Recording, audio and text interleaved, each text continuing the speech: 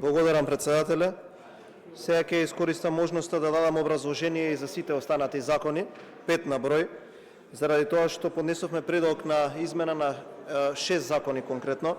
Со овој пакет на закони се опфаќаат Законот за пратениците, Законот за плата и други надоместоци на избрани и именувани лица во Република Македонија, Законот за платите на јавните обвинители, Законот за платите на членовите на Советот на јавните обвинители на Република Македонија, Законот за платите на судиите, Законот за платите на членовите на Судскиот совет на Република Македонија, со кое што се воспоставуваат реални висини на плати.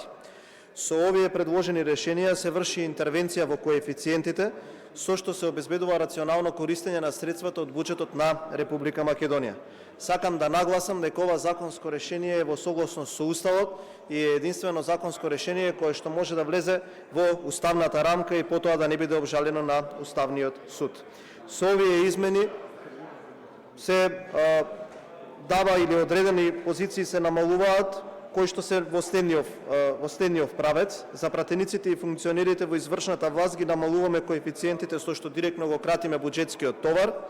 За судиите и јавните обвинители предвидуваме усогласување на коефициентите со цел нивните плати да бидат во корелација со реалните економски можности на државата, додека за градоначалниците исто така предлагаме нова скала на коефициенти зависно од бројот на жители во општините.